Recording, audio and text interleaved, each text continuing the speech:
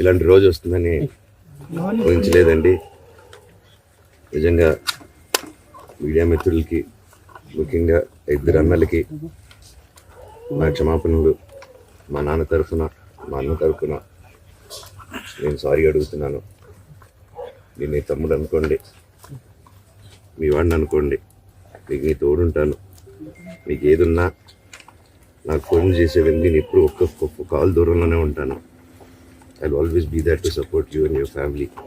And I'm sorry, నా కోసం support చేసేదానికి వచ్చి మీకు ఇలా జరగడం నాకు చాలా బాధగా ఉంది. నా భార్య పేరు లాగుతున్నారు, 7 నెలల కూతురు పేరు లాగుతున్నారు. నేనేం అడగలేదు, సొంత కాళ్ళ మీద పనిచేస్తున్నాను. మా ఆవిడ కూడా వాళ్ళ ఇంటి వైపు ఏ డబ్బు తీసుకురాలేదు, వాళ్ళ ఇంట్లోనూ డబ్బు అడగలేదు, నేను అడగలేదు, ఆస్తి అడగలేదు. మా ఆవిడ 7 నెలలు గర్భవతిగా ఉన్నప్పుడు తనకి 7 నెలలు ఉన్నప్పుడు మా అంకుల్ వాళ్ళు ప్రతి ఒక్కరూ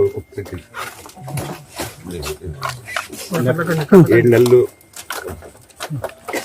కాదు 7 నెలలు తను ప్రెగ్నెంట్గా ఉన్నప్పుడు మా అంకులు విజయవాడలో ఉంటారు. అండ్ ఇక్కడ కొంతమంది అంకుళ్ళు నాన్నగారు బాగా క్లోజు. మనోజ్, నువ్వు ఎన్నో సంవత్సరాలు ఇంటి బయటగా ఉన్నావు, నీ సొంతంగా ఉన్నావు. మీ నాన్నగారు అమ్మగారు ఒకరే ఉన్నారు.